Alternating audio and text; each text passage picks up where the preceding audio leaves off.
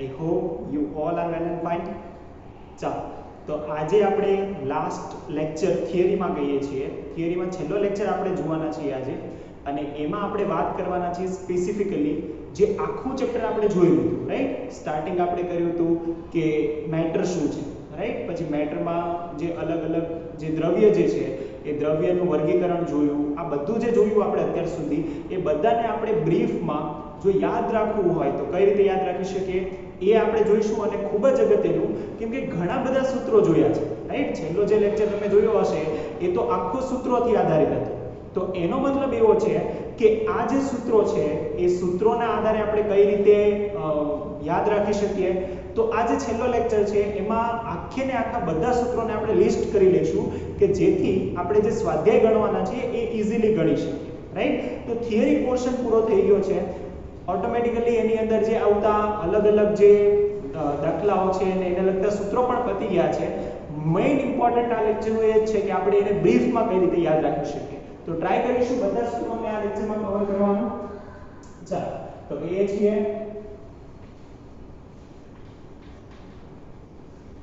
Chemistry chapter 1, right. તો આપણે શરૂઆત કરી હતી, આપણે યાદ કરતા જઈશું બધું, અમુક જે લખવા જેવું છે એ નોટ કરતા જઈશું. પહેલા આપણે શરૂઆત કરી હતી દ્રવ્યથી, રાઈટ. દ્રવ્યના પ્રકાર જોયા હતા, વર્ગીકરણ જોયું હતું. એમાં આપણે જોયું હતું કે એને તત્વ, સંયોજન અને મિશ્રણમાં વર્ગીકૃત કરી શકીએ. પછી એ પણ આપણે જોયું કે જ્યારે આપણે એનું વર્ગીકરણ કર્યું તો મિશ્રણ જે છે એને સમાન અને વિષમાન આ રીતે બે ભાગમાં વિભાજિત કરેલું હતું. અને અગત્યનું એ પણ જોયું કે સંયોજન કઈ રીતે બને છે, રાઈટ. પછી આગળ આપણે વાત કરી હતી કે એ સંયોજન જે બને છે એ સંયોજન માટે જે અલગ અલગ પદાર્થ છે એનું માપન કઈ રીતે થાય, માપન માટેના કયા એકમો છે, તો એ 7 એકમો જોયા હોય, રાઈટ. એ એકમોની વ્યાખ્યા જોઈ હોય, આ બધું આપણે જોયેલું હતું, રાઈટ. એમાં એક અગત્યનું કન્વર્ઝન હતું. એ કન્વર્ઝનનું એક સૂત્ર આપણે યાદ રાખવું પડે એવું હતું, તો એ લખી રાખીએ છીએ, રાઈટ. તો પહેલું જ આપણે જે ઘણા બધા કન્વર્ઝન જોઈએ, ફરીથી એ કન્વર્ઝન કરતા નથી, રાઈટ. કન્વર્ઝન હવે તમને કરતા આવડે કે મિલીલીટર હોય એને સેન્ટીલીટરમાં, મિલીલીટરને લીટરમાં કઈ રીતે કન્વર્ટ કરવું, રાઈટ. ગ્રામને કિલોગ્રામમાં, કિલોગ્રામને મેગાગ્રામમાં, રાઈટ. આ રીતે કઈ રીતે કન્વર્ટ કરવું એ બધું તમને ખબર છે. હવે અગત્યનું આપણે જોઈએ છીએ કે એક જે કન્વર્ઝન હતું એ ટેમ્પરેચરમાં, યાદ છે બધાને, રાઈટ. કન્વર્ઝન ઇન ટેમ્પરેચર એટલે કે તાપમાનમાં પરિવર્તન કઈ રીતે આપણે કરતા હતા. તો એ કહી દઈએ કે તાપમાનમાં પરિવર્તન કરવા માટે બે ફોર્મ્યુલા હતા કે તાપમાનને ડિગ્રી સેલ્સિયસ માંથી કેલ્વિનમાં કઈ રીતે કન્વર્ટ કરવું અને ડિગ્રી સેલ્સિયસ ટુ ફેરનહીટમાં કઈ રીતે કન્વર્ટ કરવું. તો બંને લખી રાખીએ છીએ. તો આપણે એવું કીધું કે degree Fahrenheit is equal to 9/5 degree Celsius plus 32. યાદ છે બધાને આ ફોર્મ્યુલા? હા, રાઈટ. તો આ ફોર્મ્યુલા આપણે નોટ કરેલું. બીજું ફોર્મ્યુલા હતું, રાઈટ, સેમ આમાં સાથે લખી દઈએ, એ હતું કેલ્વિનમાં. કે કેલ્વિનમાં કઈ રીતે કન્વર્ટ થાય, તો કે ડિગ્રી સેલ્સિયસ પ્લસ 273.50.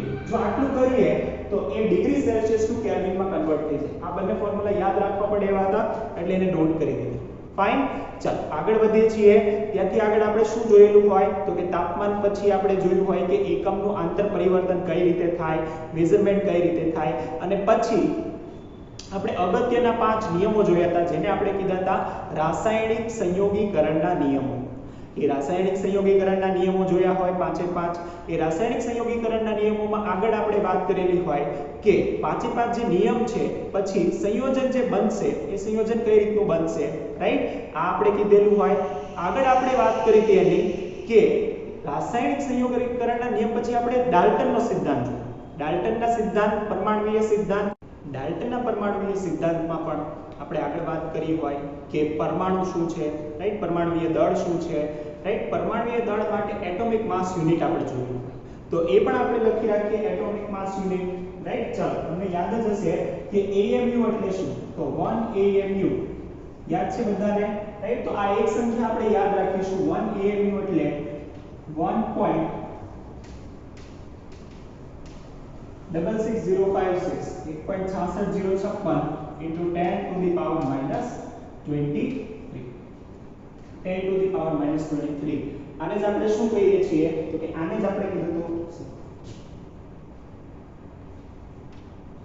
આને જ આપણે શું કહીએ છીએ તો આને જ આપણે 1 AMU કહીએ છીએ 1.6606 × 10⁻24 આને આપણે કહીએ છીએ 1 AMU અને બીજું એક અગત્યનું પણ આપણે યાદ રાખેલું હતું જો તમને યાદ હોય કે 1 AMU is equal to 1/NA right એટલે કે આનો મતલબ શું થાય તો 1/6.022 × 10⁻23 ઘાત કરો તો પણ આ જ આવે આવું જોયું તો આપણે હા તો આપણે આ પણ વાત કરેલી હોય આ પણ આપણે યાદ રાખીશું કે તો આ બંને AMU ને લગતી માહિતી છે જે પણ આપણે યાદ રાખી શકીએ છીએ યાદ રાખીશું કે ચલ આગળ વાત કરીએ છીએ એના પછી આપણે કીધું હતું આણ્વીય દળ પછી આપણે સરેરાશ આણ્વીય દળ કીધું હતું એ પણ શોધતા આપણને આવડે અગત્યનું મોલર દળ હતું રાઈટ મોલર દળમાં આપણે શું કહેતા હતા તો આપણે કહીએ છીએ મોલર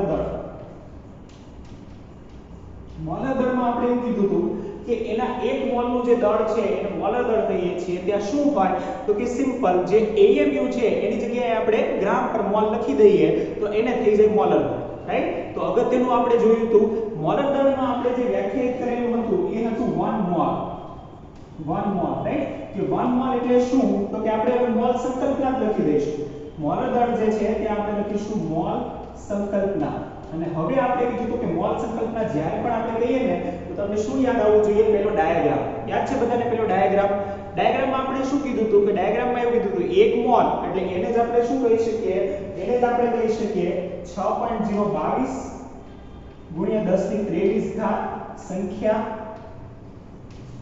એને જ આપણે શું કહી શકીએ તો કે 1 મોલ એને જ આપણે કહી શકીએ આણ્વીય દળ જેટલો જથ્થો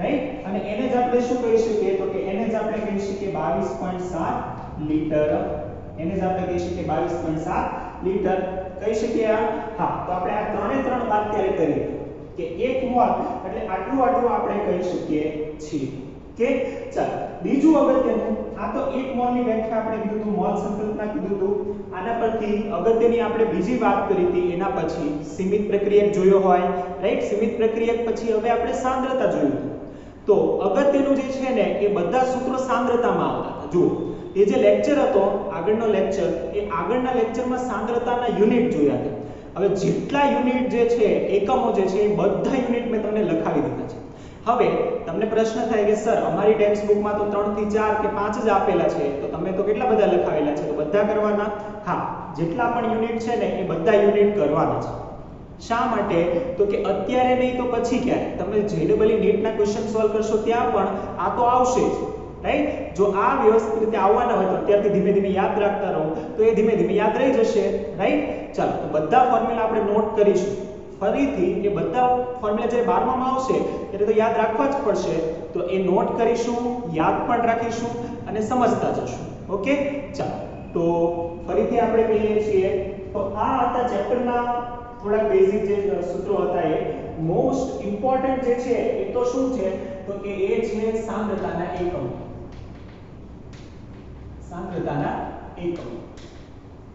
અને તમને ખબર છે કે ભરી સૂત્ર સાંદ્રતાના એકમમાં છે રાઈટ મોલારિટી એને આપણે બે ભાગમાં યાદ રાખેલું હોય તમને યાદ હોય તો બે ભાગમાં આપણે યાદ રાખેલું તો એમાંથી એક ભાગ હતો તાપમાન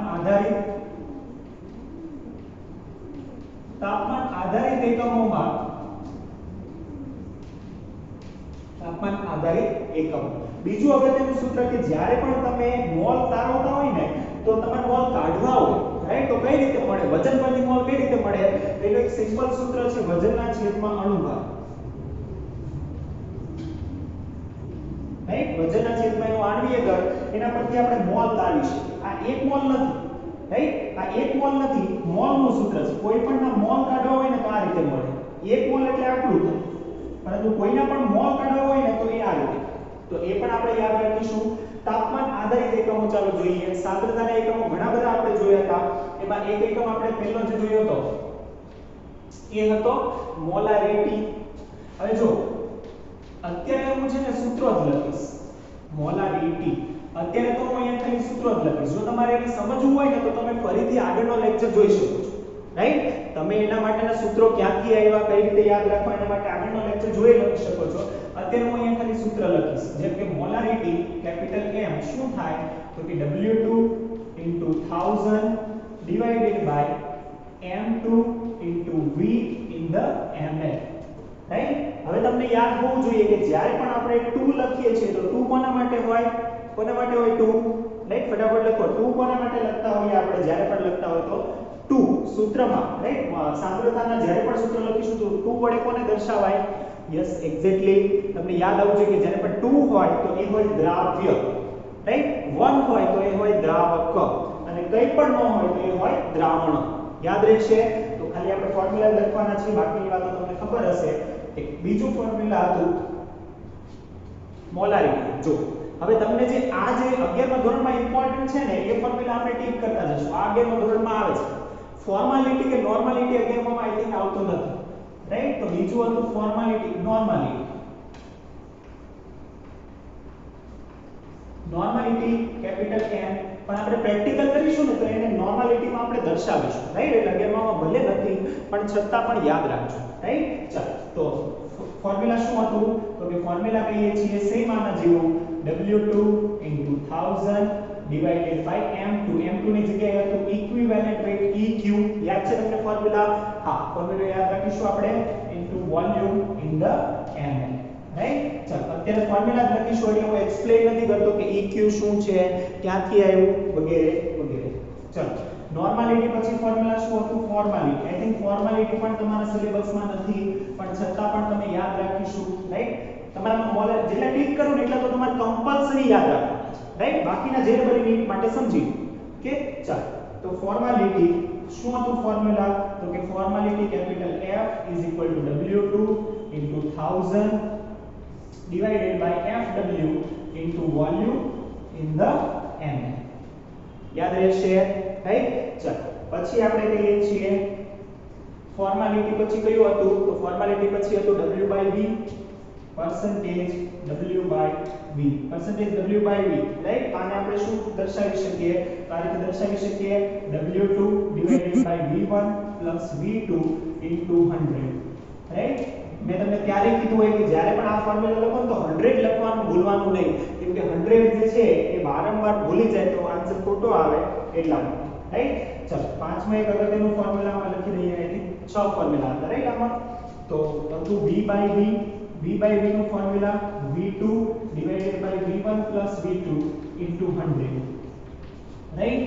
અને લાસ્ટ એક ફોર્મ્યુલા હતું ppm. ppm પણ તમારા સિલેબસમાં નથી, રાઈટ. આ બંને તમારા સિલેબસમાં છે.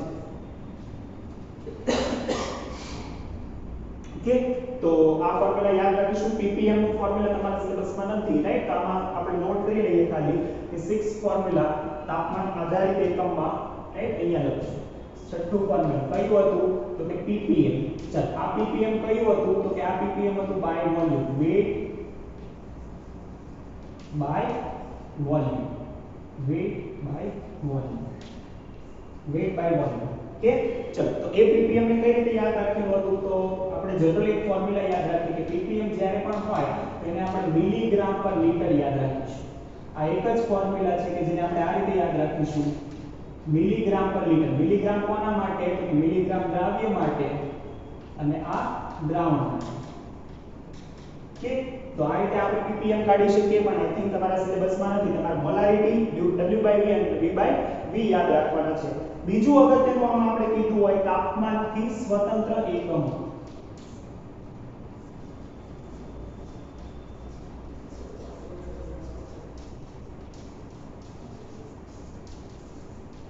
તાપમાનથી સ્વતંત્ર એકમો, એમાં પહેલું જ ફોર્મ્યુલા આપણે જોયું હોય મોલાલિટી. Most important, molality. એક જ આખા ફોર્મ્યુલામાં, બધા ફોર્મ્યુલામાં એક જ એવું ફોર્મ્યુલા કે જે દ્રાવક પર વ્યાખ્યાયિત થાય છે. એક જ એવું છે કે જે દ્રાવક પર વ્યાખ્યાયિત છે, બાકી બધું દ્રાવણ પર વ્યાખ્યાયિત છે. બાકી બધું દ્રાવણ પર વ્યાખ્યાયિત છે. એક જ ફોર્મ્યુલા કે જે દ્રાવક પર વ્યાખ્યાયિત છે, મોલાલિટી. કઈ રીતે દર્શાવાય? તો કે સેમ આ રીતે W2 * 1000 divided by M2 into અહીંયા આવશે W1. જો W1, 1 એટલે દ્રાવક, W એટલે વજન. એક જ ફોર્મ્યુલા છે આખા ચેપ્ટરમાં કે જ્યાં આખા સાંદ્રતાના એકમો, બધા એકમો તમે જોઈ લો કોઈ પણ જગ્યાએથી એક જ એવો એકમ છે કે જે દ્રાવક પર વ્યાખ્યાયિત છે, બાકી બધા એકમો જે છે એ દ્રાવણ પર વ્યાખ્યાયિત છે, રાઈટ. આપણે યાદ રાખીશું. ચાલો, નેક્સ્ટ આપણે કહીએ છીએ આમાં શું કીધું હોય? નેક્સ્ટ કીધું હોય mall fraction. Sorry mall fraction ને આપણે શું કહીશું? મોલ ફ્રેક્શન, મોલ અંશ x વડે રિપ્રેઝન્ટ કરીએ x2 મીન્સ દ્રાવ્યના મોલ અંશ. તો કઈ રીતે લખાય? n2 divided by n1 plus n2, જ્યાં n શું છે? તો કે n છે મોલ, તો આ થયા દ્રાવ્યના મોલ છેદમાં દ્રાવકના મોલ પ્લસ દ્રાવ્યના મોલ, તો આ થશે મોલ અંશ. ચાલો ત્રીજું ફોર્મ્યુલા હતું percentage w by w. કઈ રીતે લખાય? તો કે w2 છેદમાં w1 પ્લસ w2 into 100. જો દ્રાવ્ય અને દ્રાવક બંનેના વજનને કન્સિડર કરતા હોઈએ તો આપણે આ ફોર્મ્યુલાથી આનું પણ સૂત્ર તારવી શકીએ. ચાલો તો તમારે અત્યારે મોલાલિટી, મોલ અંશ w by w આ સિલેબસમાં છે. ચોથું ફોર્મ્યુલા છે ppm, પણ જો આ ppm છે વેટ બાય વોલ્યુમ અને આ જે ppm છે એ છે બાય વેટ, વજનથી ppm, રાઈટ? By weight. તો એ ppm ને આપણે ફોર્મ્યુલામાં પણ આ જ રીતે યાદ રાખીશું. ત્યાં હતું એ જ રીતે કે ppm is equal to milligram પર કિલોગ્રામ, રાઈટ? આ કોણ છે? દ્રાવ્ય, આ કોણ છે? દ્રાવક. જો આ પણ ગ્રામ, આ પણ ગ્રામ, એટલે આમાં ક્યાંય પણ એકમમાં વોલ્યુમ આવતું નથી, એટલે તાપમાનથી સ્વતંત્ર એકમ થશે. તો આ બધા જેટલા પણ છે એ સૂત્રોને આપણે શું કરીશું? તો આ થયા સાંદ્રતાના એકમો માટેના સૂત્રો, રાઈટ? તો જો ચેપ્ટરમાં જેટલા સૂત્ર જે છે ને એ મેઈન તો સમજવાનું છે. સ્ટાર્ટિંગના આપણે કન્વર્ઝન જોયું, રાઈટ? મિલીલીટર ટુ લીટર કેમ કન્વર્ટ કરવું, રાઈટ? સેન્ટીમીટર ટુ માઇક્રોમીટર કેમ કન્વર્ટ કરવું, એ બધા સૂત્રો આપણે જોયા. એ અન્ડરસ્ટેન્ડિંગના છે, મીન્સ કે તમારે સમજવા પડે કઈ રીતે થાય છે. અત્યારે આપણે જે આ સૂત્રો જોયા, સાંદ્રતાના એકમો જોયા, એ યાદ રાખવા પડે એવા છે. તો અમુક જે છે આ જે આપણે નોટ ડાઉન કર્યા ને એ એવા સૂત્રો છે આખું બોર્ડમાં કે જેને આપણે યાદ રાખવું પડશે, રાઈટ? તો આ ચેપ્ટરના યાદ રાખવું પડે કે જેટલી બાબતો છે ને એ આપણે એક શોર્ટમાં લખી દીધી અને એ આ બોર્ડ પર તમને દેખાય છે. એટલે આને વ્યવસ્થિત રીતે આપણે લાસ્ટમાં જે કોઈ પણ ચેપ્ટર ચાલશે ને જો સૂત્રો એમાં આવતા હશે ને તો એ સૂત્રોને આપણે લાસ્ટમાં લખવાના છે. એ કોમન પ્રેક્ટિસ છે કે જ્યારે પણ કોઈ પણ એવું ચેપ્ટર ચાલે કે જેમાં સૂત્રો આવતા હોય ને દાખલા આવતા હોય તો છેલ્લે બધા સૂત્રો આપણે એકવાર લખીશું અને પછી એના દાખલા ગણીશું. તો આ બધા સૂત્રો થઈ ગયા છે, ઓલમોસ્ટ બધા આવી ગયા છે, રાઈટ? તો અમુક જે છે એ કદાચ રહી ગયા હોય તો બહુ લેન્ધી હોય તો એટલા માટે નથી લખ્યા, બાકી બધા આવી ગયા છે. તો આ જે સૂત્રો જે છે એના આધારે હવે આપણે દાખલા ગણવાના છે. કયા દાખલા? તો કે સ્વાધ્યાયમાં આપણને આપેલા છે. તો આખે આખું સ્વાધ્યાય આપણે કમ્પ્લીટ કરવાના છીએ, રાઈટ? તો નેક્સ્ટ લેક્ચરથી સ્ટાર્ટ કરીશું. તો અત્યારે ખાસ ઇમ્પોર્ટન્ટ એવા બધા ફોર્મ્યુલા યાદ કરી લો કેમ કે તો સરળતાથી આપણે સ્વાધ્યાય ગણી શકીશું. ફાઇન? ચાલો આ લેક્ચર પૂરો કરીએ છીએ હવે. તો આજે નવું આપણે સેટઅપમાં રેકોર્ડ કરીએ છીએ.